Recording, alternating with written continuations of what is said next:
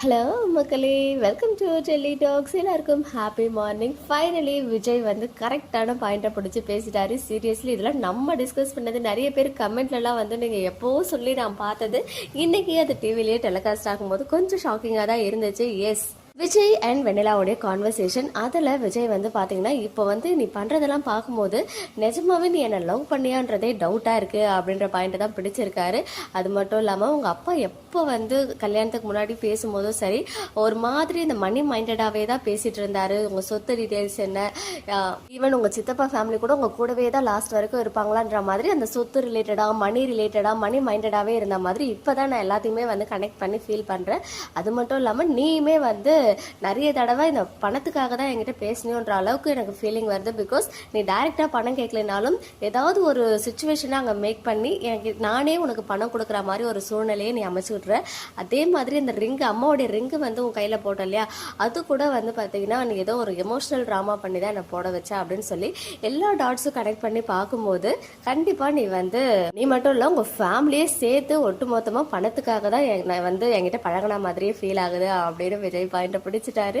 இது எந்த அளவுக்கு உண்மைன்றது நமக்கு தெரியல. பிகாஸ் கண்டிப்பா வெண்ணிலாவோடைய அப்பா வந்து ஒரு கிரிமினல் மைண்டட். ஸோ அதனாலதான் சித்தப்பாவுக்கே போட்டியா வந்துருவாரோ அப்படின்ற காரணத்தினாலதான் சித்தப்பா வந்து அந்த ஃபேமிலியே இந்த மாதிரி பண்ணாரு. வீட்டை விட்டு பிளாக்மெயில் பண்ணி அனுப்பிவிட்டு ஆக்சிடென்ட் அவர் பண்ணல, எதர்ச்சியா நடந்திருந்துச்சா அதையும் அவர் தான் பண்ணாரான்றது வெண்ணிலா ஃபேமிலிக்கு கூடிய சீக்கிரமே தெரிய வரும். ஐ மீன் வெண்ணிலாவுக்கு கூடிய சீக்கிரம் தெரிய வரும். பட் வெண்ணிலா வந்து விஜய் பேசின அந்த டைலாக்ஸ் எல்லாம் கேட்டு, அதாவது மணி மைண்டட் அப்படின்ற டைலாக்லாம் கேட்டு ஒரு மாதிரி ஷாக் ஆகி அழுதாங்க.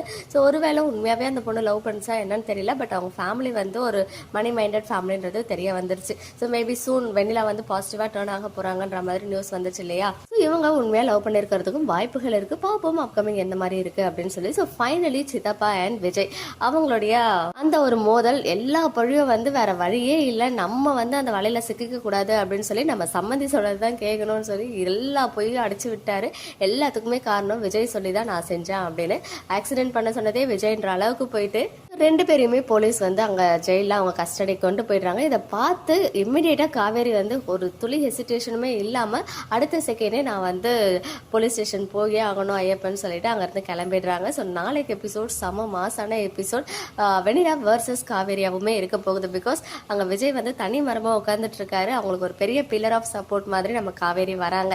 ஸோ நிஜமாவே அன்எக்ஸ்பெக்டட் மூமெண்ட்டாக, ஒரு ஹாப்பியான மூமெண்ட்டாக விஜய் ஃபீல் பண்ண போகிறாரு. ரெண்டு பேரும் ஒன்றா இருந்தாலும் எவ்வளோ பெரிய ப்ராப்ளம்ஸ் வேணாலும் சால்வ் பண்ணிடுவாங்க, அதில் டவுட்டே கிடையாது. ஸோ வெண்ணிலா கிட்ட காவேரி பேச போகிற டயலாக், அந்த ரெண்டு டயலாகுமே நச்சுன்னு இருந்துச்சு. என் பொண்டாட்டி கான்ட்ராக்ட் முடிஞ்சா நான் அஃபிஷியலாக நான் தான் ஒய்ஃப்னு சொல்கிறாங்க. அது மட்டும் இல்லாமல் எவளுக்காகவும் நான் வந்து விட்டு கொடுக்க மாட்டேன் விஜய அப்படின்னு சொல்லிட்டு.